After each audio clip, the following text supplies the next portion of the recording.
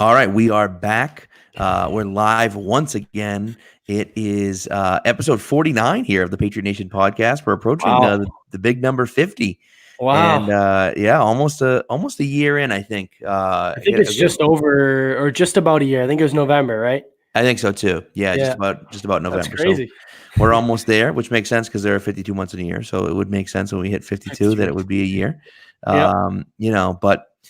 But it's crazy. So here we are. Patriots are 8-0, heading into hopefully try to be 9-0 against Baltimore coming up this week. Let's just briefly, I want to talk about the Patriots game on Sunday late afternoon, I guess, in Foxborough. Just an absolute one of the most insane games I've ever seen. From a first half standpoint. When you talk about 3 consecutive plays with turnovers, the first 6 plays of the game, the Browns turned the ball over 3 times. It was unbelievable. Yeah, and I mean, to talk about the good one, I guess the one worth noting, the John Jones play was unbelievable. I pointed out in the film in the all-22, he actually got pushed down at about their own 40, got up, chased down Chubb, and just came out of nowhere with a textbook punch out. Another fantastic play by this defense. The list goes on. And then probably I don't think everybody commenting on it has never seen it. That play by Baker Mayfield, it was just kind of like a hot potato. No one wanted it. Just gave it right to Lawrence Guy. Right. Another turnover there. Well, and then, obviously the first fumble was a great play by Van Noy, right, who kind of cut blocked the lineman and it ended up kicking out. So. Yeah, no, listen, on the Jones play, you're right about Jones falling down. The McCourties also both missed tackles on that play and then still recovered to chase downfield and then recover the fumble, obviously. But, on the Baker interception, I just – look, I know everyone blames Baker for it, and I get it. I understand why they do. But to me, that's not 100% on Baker because the thing is that that's a shovel pass behind the line of scrimmage. There's no way you expect the defensive lineman to be in the backfield that quickly. I think he beat a double team too, didn't he? He beat a double team, and he beat the receiver to the ball. I believe it was. What's his face? Landry. Center. Yeah. Oh no. Oh yeah. Was it Landry that was coming across? So it's like, Chubb was the other guy that was just right. Kind of so there. You run the play fake to Chubb. You got Landry coming across the middle. You think there's no chance that Lawrence Guy even has a sniff at this ball. So he's not even looking at that, and that's the thing is that, like, I think for Mayfield, it's almost like the play is just to chuck it. So you're just like, all right, here's the flip. Like, no one's ever going to get in the way of it. And if they do, that gets knocked down. Like, what are you going to do, But, like, for him to intercept it was like, what, are you kidding me? And so, and it's funny because from my aspect, I'm looking at it saying, I'm in the north end zone, which is Chubb's running towards me. But both of those plays happened behind the line of scrimmage. I couldn't see anything. All of a sudden, on the Hightower one, Hightower's running down the field. And I'm like, what happened right there? Like, I didn't see the play happen. And the Guy interception too, people in the back are going nuts. And I'm like, what? Like, you typically never see stuff like that happen where it's behind the line of scrimmage, directly behind the line of scrimmage like that. And on 2 consecutive plays, but on 2 plays, out of 3, it was crazy. Yeah. And, I mean, you kind of expected that with the weather. You knew something crazy was going to happen. And with the way the defense was playing, it was kind of a formula for disaster for the Browns. I didn't expect them to. I mean, they got some, we talked about it on the instant reaction show. Most of their yards, everyone's freaking out about, is this the way to expose them, run the ball down their throat? Most of those yards were coming in garbage time. They didn't really mean much. For the first half, they couldn't do anything. We're kind of shifting it over to offense. And, I think it's been, obviously the sports talk radio has just been brutal this Patriot season. Don't even want to get into it, but listening to it and I think it's a fair argument. I think it's still not there. I think this week was definitely better. Especially from the Jets game, Brady made he dropped some dimes, the one to Dorsett, the one to Ben Watson, on the run to Edelman for his second touchdown. He played well. I think he got a step in the right direction, but still that running game, it's just like they start off so well and they just hit a wall and they can't string together any chunk plays, especially from their run game. Right. Well, and I think you look at the offensive line, and right now 4 out of 5 guys are playing bad. 4 out of 5.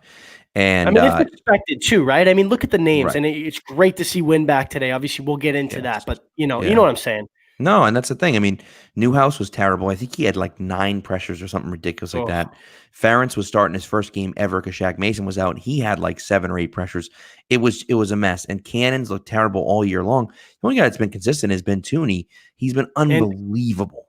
And Pat, I noted it too. Ted Karras he's been playing well. I mean, a lot better than especially we expect. I think if you can rewind our shows and talk when Andrews was out, that was kind of going into week 1. It's crazy how the weeks change, but that was like, the biggest hole to fill, and he's done a decent job patching that up. Right. Well, Delatrini actually just commented on here that said, that his snaps have been inconsistent, which they have been. I think Karras' biggest issue is that his pass blocking, I think, is pretty good.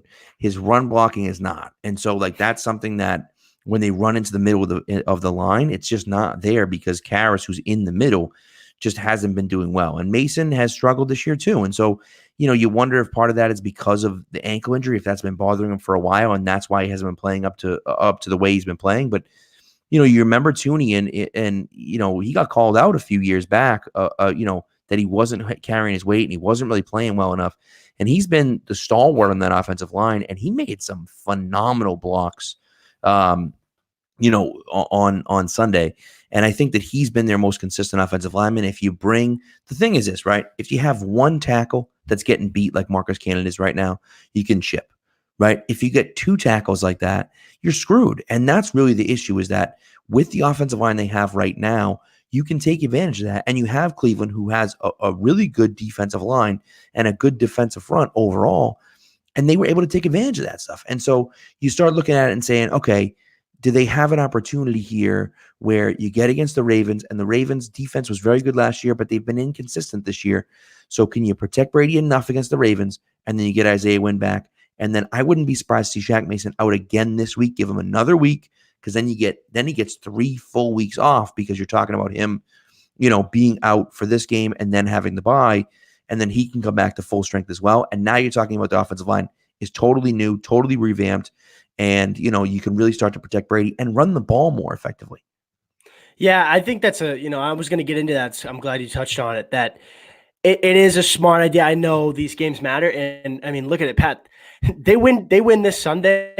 They can literally coast to the finish line. Like I have a very hard time believing they wouldn't get the 1 seed with a W on Sunday. So you got that aspect of it, but obviously the stretch run, you need Shaq Mason, you need him at 100%. You saw what he did for that offense. I mean, I think was he one of the highest offensive linemen Belichick ever paid? I know it's, the cap's going up. Pretty high. Yeah. Seeing that, he got a decent chunk, and he played unbelievable last year. So, what he's capable of. Cannon, you're right, been inconsistent, but I think he did a great job on Myles Garrett there on the Edelman touchdown. Obviously, Brady did a great job moving up in the pocket and kind of getting to the outside. But you're right. I mean, just kind of get through this week. I think they can survive. Survive, right? I mean, that's the key word. Right. Without Wynn, maybe without Mason for one more week. Get the bye to get healthy, and then let's go the stretch run where you got Philly, Dallas, Kansas City, Houston. I don't know if that's the particular order, but those are your string of opponents the next 4 weeks. No, so. Right, and that's exactly what you're looking at. And I think you got it. I think in between. I think Houston is in between Dallas and Kansas City.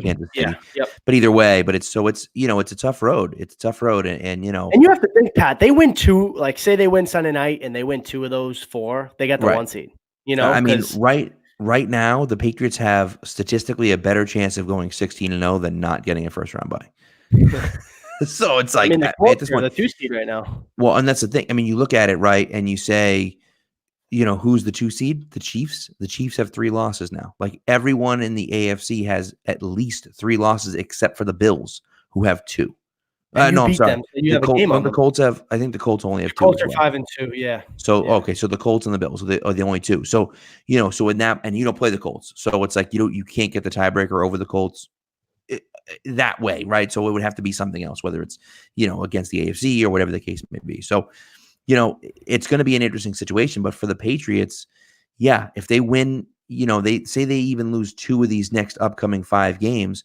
Okay, you lose 2 of them. You still finish the year 14-2, and you probably get the number 1 seed at 14-2. I like the Colts a lot. I'd be very surprised if they finish 14-2. So, and at that point, the Chiefs can't catch you because they'll be 13-3. at best. Let's say you lose to the Chiefs and they somehow win out, which they could, right? And so, at best they're 13-3. And so you get the 1 seed and then you kind of coast into the, to the AFC Championship game and you play Kansas City. What you don't want to happen is for you to somehow end up at the 2 seed and for Kansas City to somehow end up at the 3 seed. Now you're playing Kansas City in the divisional round. Do not want that happening. I think. Yeah, but I mean, what are the chances? Yeah, and what are the chances of that? We're getting into. No, I know, like I know, but that's the stuff.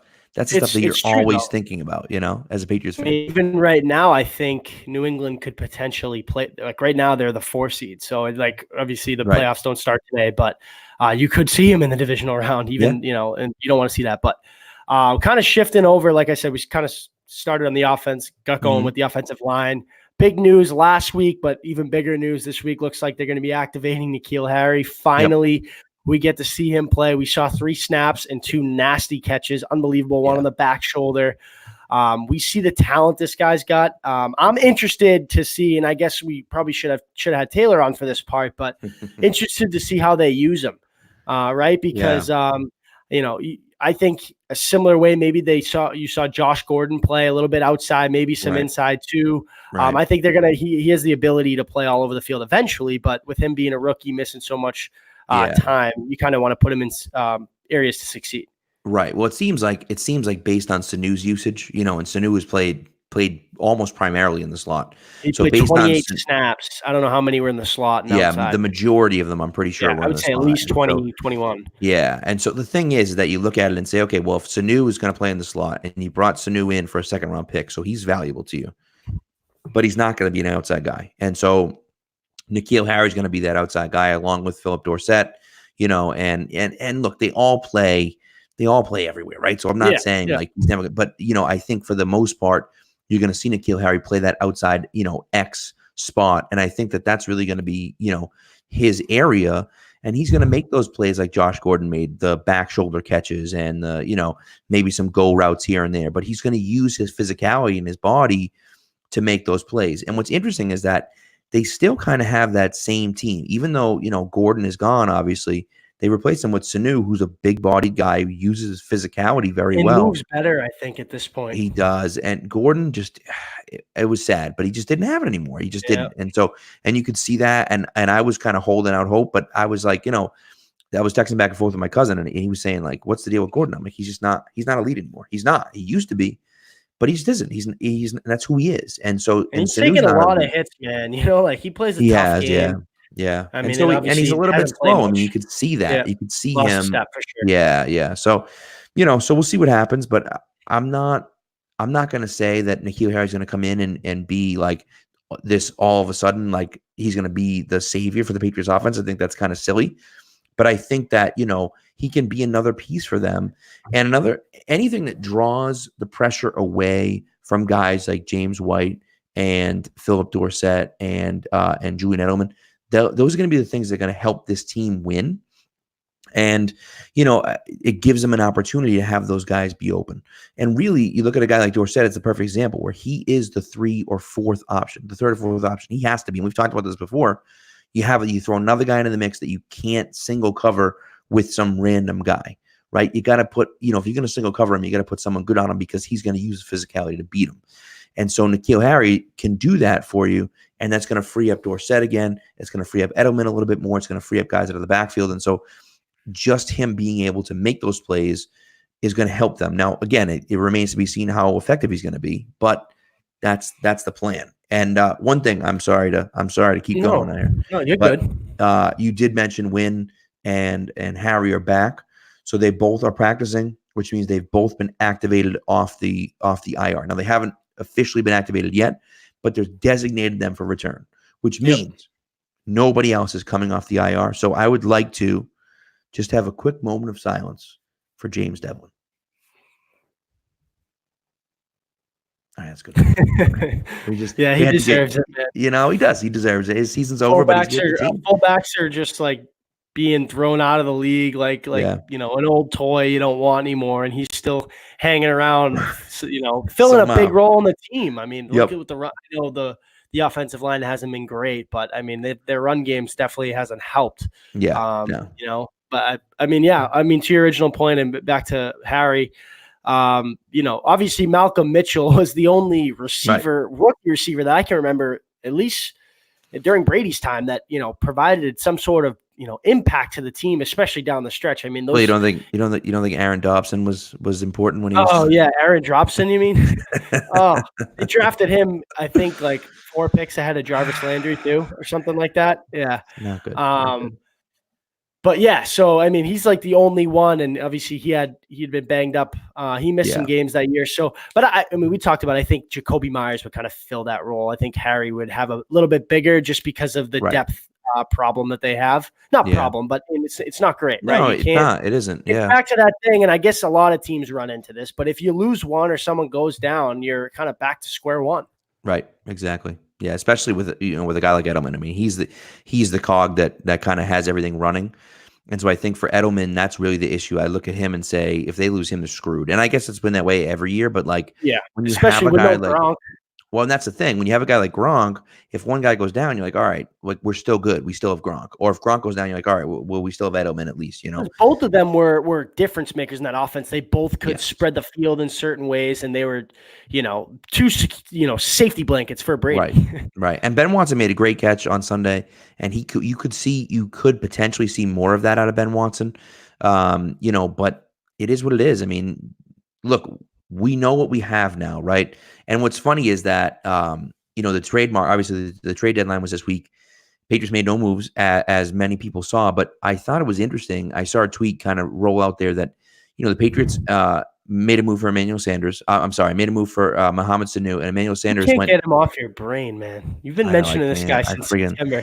I love Emmanuel Sanders, man. I do. I wish he was on this team. Sanu, bro. But the Patriots made a move for Sanu, and Sanders went to San Francisco, and both those guys went for a fairly high price. And it's funny because they actually said that a lot of the receivers didn't move because of those 2 picks, because that kind of inflated the market right away, which I thought was really interesting, because it's almost like Belichick, someone tweeted out like Belichick was playing checkers or playing chess when everyone's playing checkers, because he made a move early that raised the price for everyone else, and no one else was able to make a move for a receiver. Now, it's kind of like last year with Amari Cooper, with the first round pick, it kind of set the market. I think what Golden Tate go for? He went for a second, which I don't think he provided much. Not great. But it's a good point. And yeah, I mean, Bills made his deals before the deadline anyways. I think he got Van Noy like the week before, like they like to get their team ready. But yeah, I mean, the Sanu pickup was great. I wish, the name Eifert was kind of floating around, and I had heard that. Obviously, you can talk about it now. I had heard that come out, but we'll see. I mean, I wish they kind of were able to address that, but like you said, they got something in Watson. He's doing an okay job. He's a veteran, knows the system. It's probably better than what they were going to get out there, and I think the price was too high. But I think that, maybe a little offensive line help, because look, you traded for Russell Bodine, whatever his name was. He couldn't last a week. Jermaine Eulenmore was supposed to be the best one that they got. Terrible. Yeah. Right. And then Corey, what's his name? Cunningham. Corey Cunningham. Drawing a blank. He's been inactive so much. Yeah, he's done nothing. And then Newhouse has been, I feel bad for the slander that he gets. He's been there playing a tough position, obviously, with left tackle, and Isaiah Wynn, first round pick, filling in for him. But at least he's healthy and playing. But yeah, they tried the offensive line help early in the year, and it's been a cluster. Well, I think the real issue and the problem, I think the biggest problem with the offensive line help is that we're going back to it now. No, I know, but if you needed help in the middle, right? Then maybe you could trade for someone, but you're not trading for a tackle because you have Isaiah Wynn and you feel like he's the guy, so you can't. It speaks highly of him, and we saw good things from him. We really did. I know it was a week and a half, but all preseason he was good. All camp he looked good. Week 1 he was dominant. I think he shut down. He was 1-on-1 with TJ Watt for a little bit of that game. It's so long ago now, but he did a good job. He did it. He's there. Yeah. No, yeah, he's the fat frail kid from Georgia. Oh yeah, don't even get me started, man. Oh God, what a They're joke. Just unbearable. And that's the type of stuff. And this is why, honestly, this is why I love what we're doing. With Pat's Pulpit and everything else. Like, you get a podcast every day. You don't even have to listen to talk radio anymore. You listen to us an hour a day and you're good to go. You get your little Patriots fix every day and you're good to go. You know what I mean? Like that. That's good. Yeah. So, But anyways, so that's what they got. Now listen, offensive line is what it is. I think, I'm gonna be excited to see what Wynn can do when he comes back. And so, that's gonna help there. And again, what are you gonna do? You can't make a trade. You can't. Like you just can't do that. And so that's the way it goes. You got to hold on to those picks. They did make a move at kicker. They got rid of the Mike Nugent, and they picked up Nick Folk, another former Jets kicker, who was recently kicking in the AAF. I need to go on a rant for a second because I got blasted when Steven Gostkowski went down for the year. Everyone was like, so happy about it. It was disgusting. Like, you know how lucky Patriots fans for you that hated Steven Gostkowski, like, he missed a few big kicks, but guess what? When you're given so many opportunities, been kicking here for almost 15 years, you're going to have more big kicks than anybody else. And the chances you're going to miss one go up because you have more chances. Simple math. But it's disgusting because we're so lucky as Patriots fans to go from Adam Vinatieri, who's still kicking clutch field goals. You saw the game winner this weekend. He's the GOAT. To go right into Steven Gostkowski, who I think is a top 5, maybe even a top 3 kicker of all time. He's got the highest field goal percentage. He's up there. He's consistent. His availability is always there. And now you're stuck with Mike Nugent, who was awful. And I don't have – this guy obviously doesn't have big shoes to fill, but how can you expect much better? With the kicking is so bad in the NFL, and people are so quick to want Gostkowski out. Like, these people are nuts. No, it's 100% correct. It's 100% correct. And, I think they said 5 times in the last 4 games there were opportunities when they probably would have ended up kicking field goal when they went for it instead. Bill hates going for it on 4th down. Right. Ever since the 4th and 2 in Indy. And especially too, like, they're not like 4th and 1s. They're like 4th and 9s. But they're going for it because they're like, well, we're not just going to kick it. I mean, so I think the weather hasn't been great, but I know what you're saying. Like, right. They 100% have. And I think that they looked at it and just said, what are we doing with Nugent? Like, he stinks. And I think Bailey's got some work to do as well. I think really Bailey's has a ton of work to do, because the thing about Bailey is that his holds are not good. The last miss by Nugent was really rough. He had the laces wrong. The ball was tilted an awkward way. And again, I said that was going to be an issue coming in. Like, right. Look how long Ryan Allen held for. Like, Jake Bailey's been awesome, but it's a tough job. It's some growing pains for sure. Now, the thing is that you get what you get from the flip side of it is you get his punting, which has been fantastic. And so you say, okay, we live with the good and the bad, and they'll figure out the holding by the end of the year. We hope, at least. But you just wonder, like in the AFC Championship game, if you get there, if it's in Foxborough and it's snowing and it's nasty out and it's freezing out, is he going to be able to get the snap down?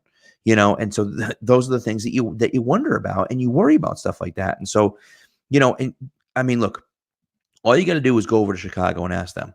Just go over to Chicago and ask them. You get the double doink last year. You get like a 41-yard field goal that he shanked on Sunday where they would have won. And so you just look at it and say, they don't have a kicker. And because they don't have a kicker, they've lost consistently. Look at Minnesota a few years back when Blair Walsh just completely shanked that, super easy field goal in Seattle. So, it's a luxury having guys like that. And look, I understand, like you said, Gostkowski's missed some kicks here and there. Guys are going to miss kicks. It's the way it goes. There's nothing you can do about it.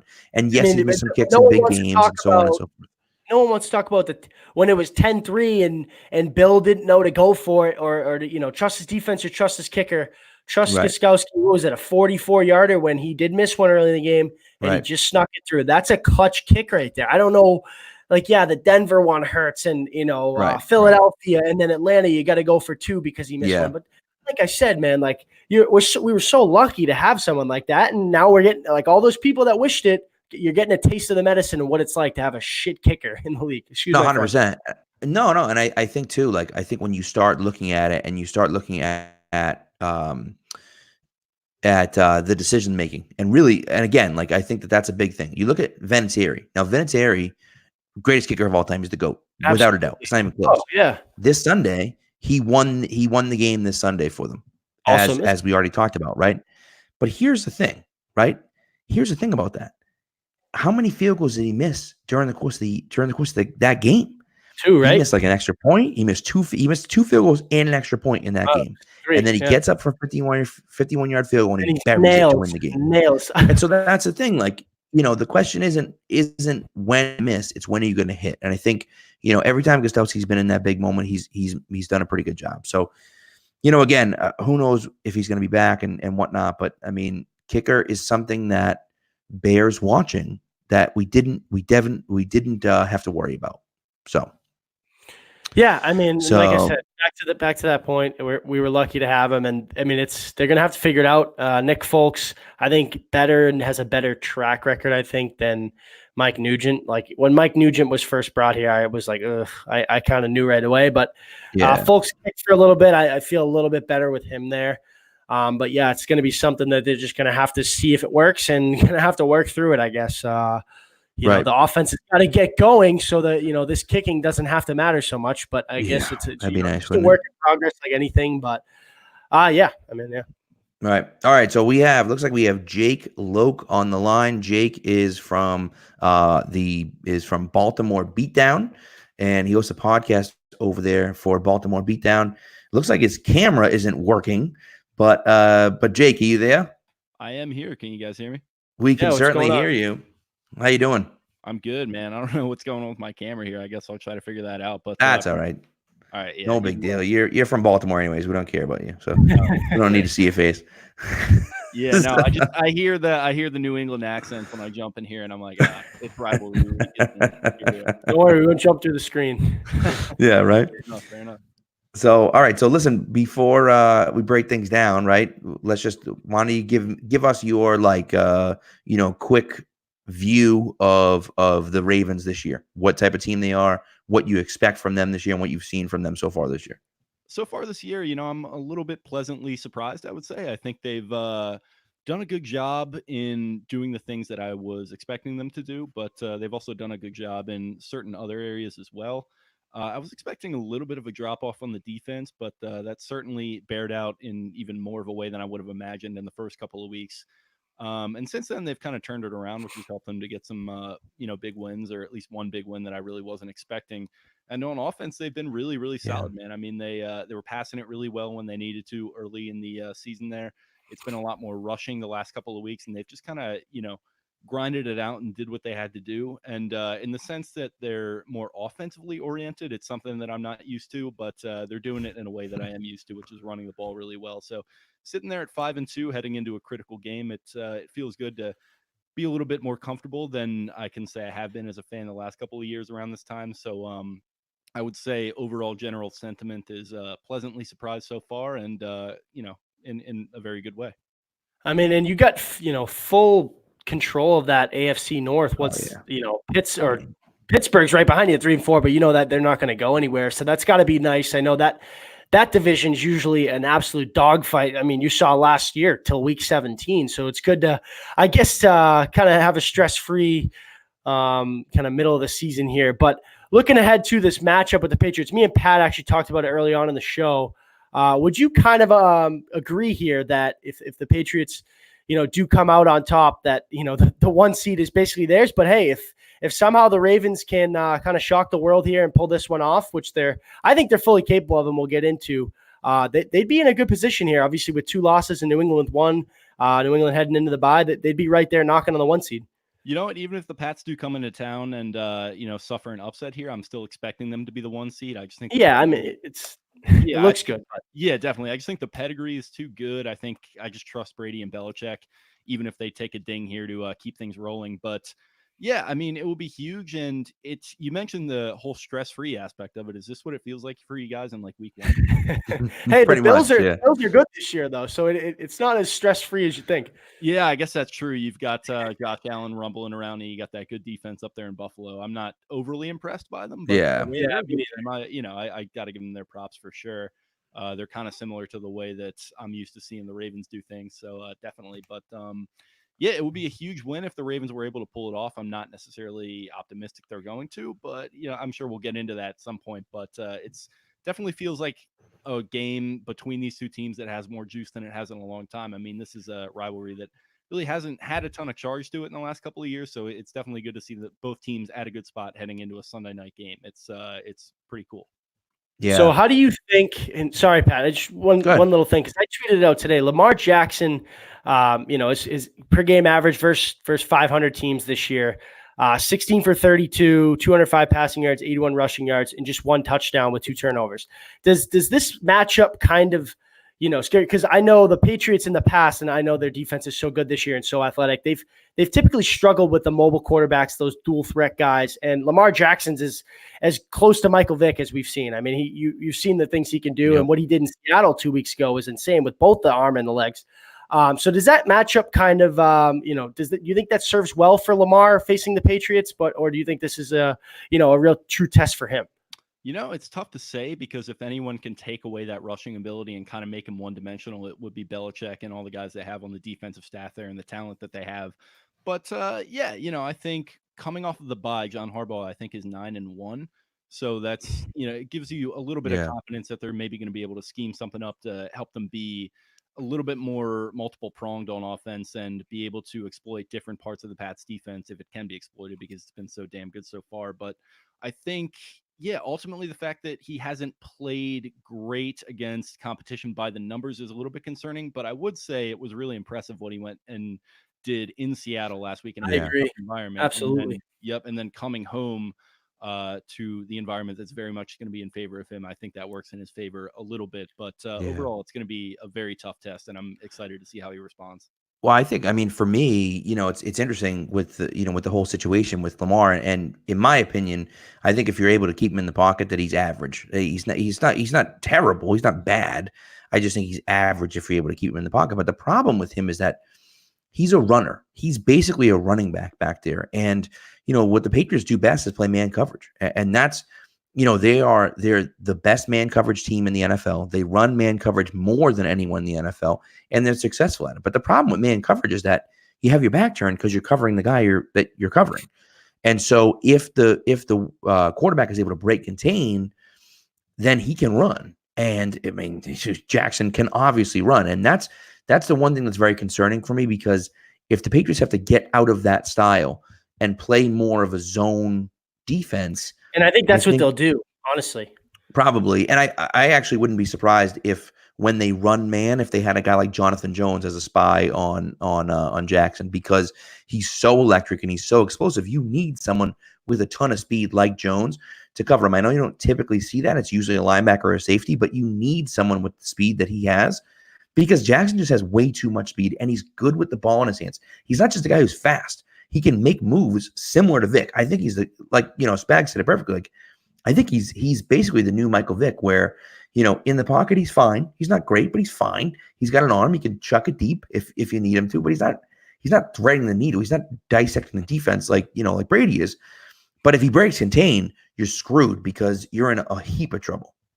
Yeah, definitely. It's like a kind of a multiple strengths that he brings to the table type of thing, where I definitely agree with you, where if you make him sit back there and throw, he's, average, I would say above average, at times this season. Definitely improved a lot over the course of last year. For sure. Really struggled in certain spots, but he's definitely, he's good enough as a passer, but not good enough as a passer to beat a defense like this. So you're going to have to rely on him to make some big time throws probably, and also have some big time runs. But it does kind of feel like they're probably going to find some, athletic guy that's they're going to be spying and sticking him with. And that's kind of my fear, is that they're going to be able to neutralize his rushing game with that. But I don't know, man, this offense has some other options as well. I mean, you could pound it with Mark Ingram. You've got Gus Edwards and Justice Hill in the backfield too. And then there's some decent receiving options, definitely more so than we're used to seeing around here. So it'll be an interesting chess match for sure.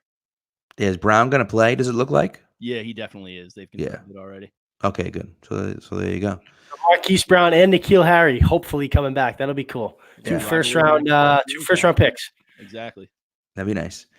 So defensively for the Ravens, what have you seen from their defense? And do you think, now I think that Patriots offense have struggled at times.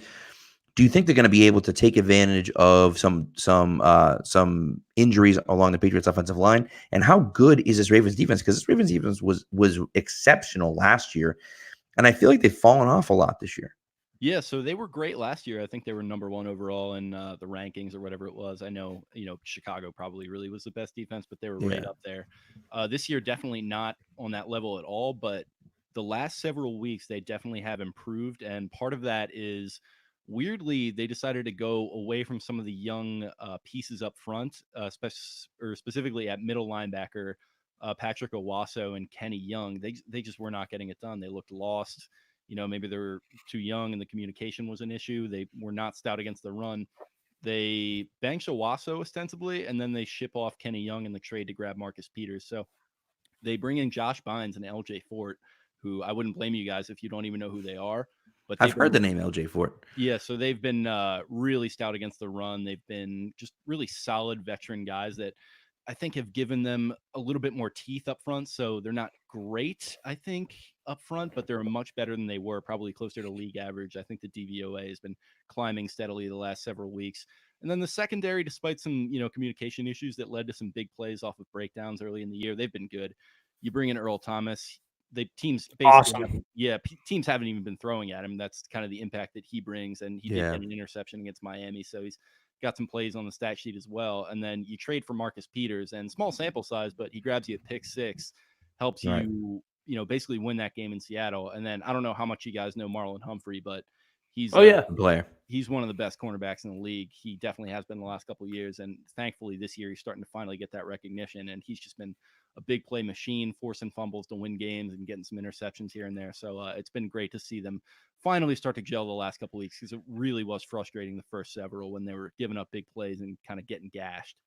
And I think that's an interesting matchup that people kind of aren't talking about with this Patriots receiving corps, right? You got, Dorsett, Edelman, and Sanu kind of working his way and working a role in the offense, 28 snaps last week, expecting, probably, an uptick this week. You get N'Keal Harry back, hopefully, and then Jacoby Myers first.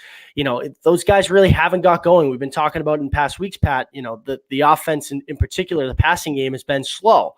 And with, getting healthy at receiver, getting these guys now acclimated versus a good, a Ravens secondary that has been playing really well the last couple weeks.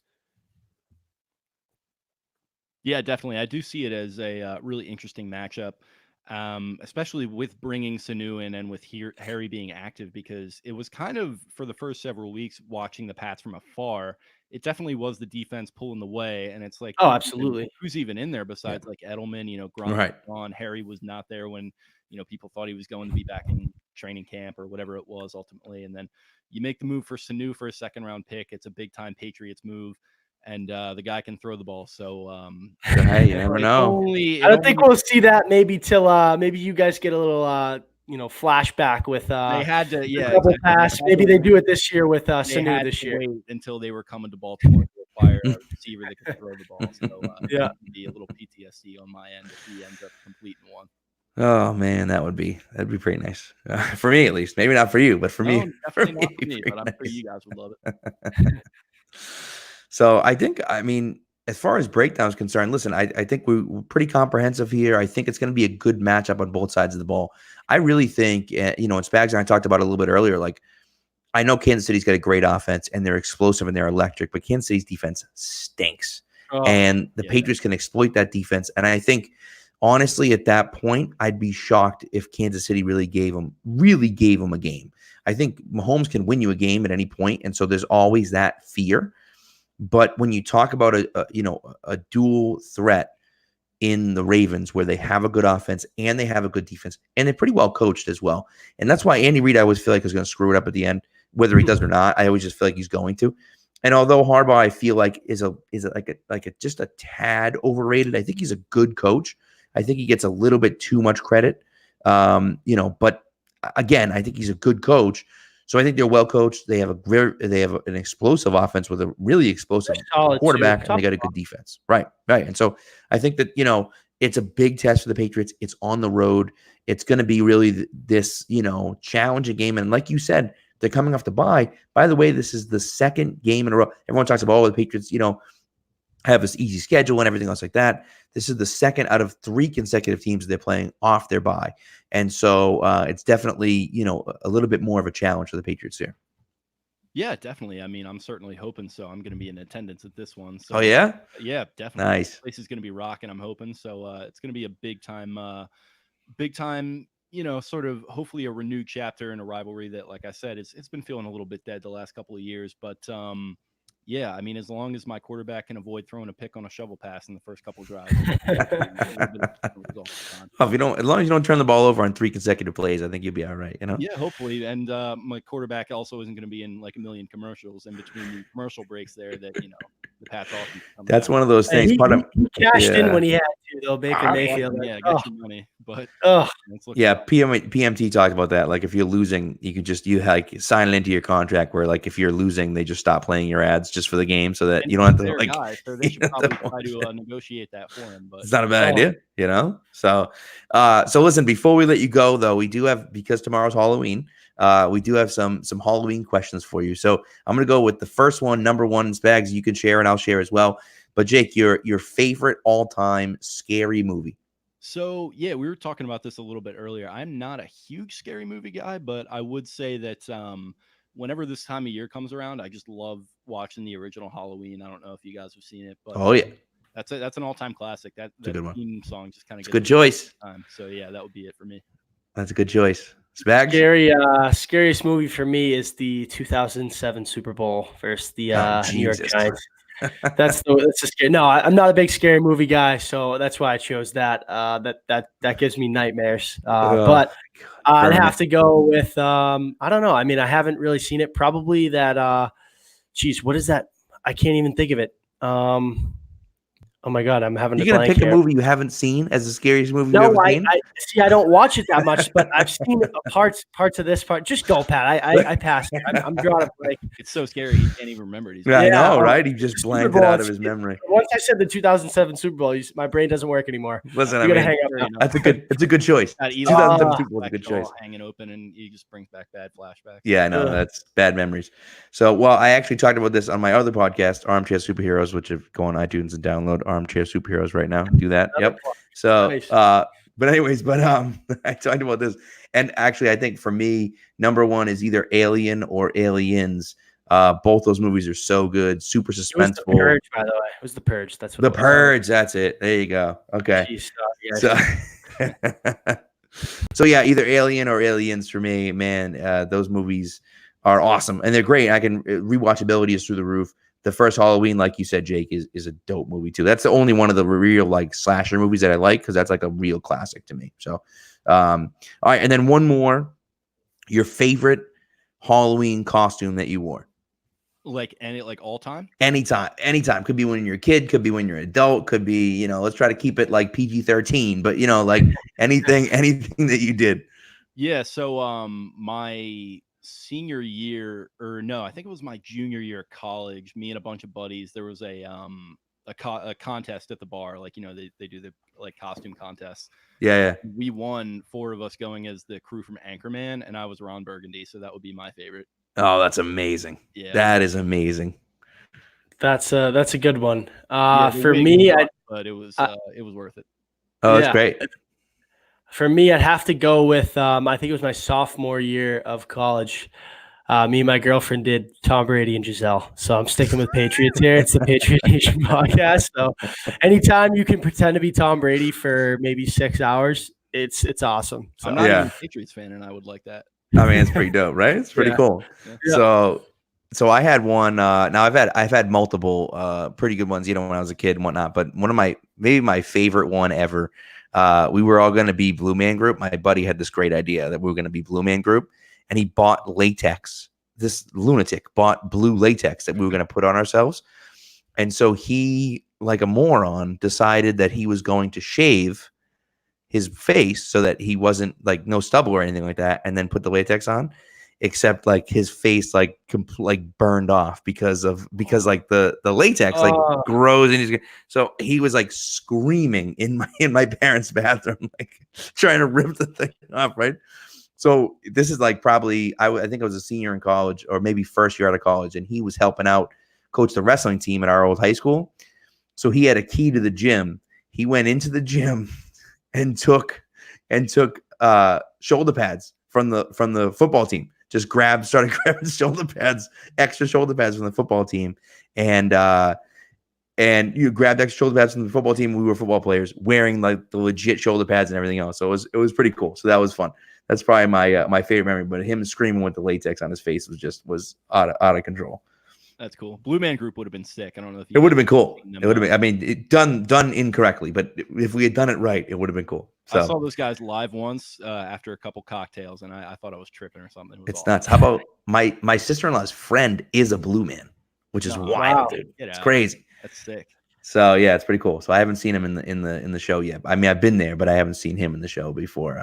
But I got to go check him out. It's pretty sweet. Definitely. So all right, Jake, thanks, man. Before we let you go, just plug yourself. Plug where people can find you, where they can listen to you. I know there's a Patriots podcast, but nevertheless, they might want some Ravens talk. You never know. Playoff action. Who knows? Yeah, definitely. Hopefully meet up again sometime later this that'd be cool. January. Yeah. So you can check us out, BaltimoreBeatdown.com. It's the SB Nation, so like a sister site of Pat's Pulpit. You can find my writing there. I'm definitely more in the podcasting game now too. So it's just Baltimore Beatdown Podcast. You can follow the show on Twitter at Podcast Beatdown, I think is the handle. It's one of those weird things where you just kind of make it on a whim. And that's right. But yeah, you can also follow me at Jake Louque, Louque. Is how you spell my last name for some reason. And then my co-host is Spencer, and you can follow him at Ravens for Dummies, and that's the number 4 in the middle there. So that's Good Stuff 3. And if you have any interest in checking out the Ravens, maybe getting some behind the scenes, little behind enemy lines intel here ahead of the game, check us out. And we really appreciate it. Yeah. There you go. Well, thanks for coming on, Jake. Really appreciate it. And that's going to end our broadcast as well. Thanks for watching out there. Really appreciate you. And got a few questions in there, some good interaction. So we appreciate it. And we'll be back next week as well. We can try to do a live show again next week. And so enjoy. Happy Halloween. And sorry, Jake, but go Pats. Thanks. Good luck. Take care. See you too. See ya.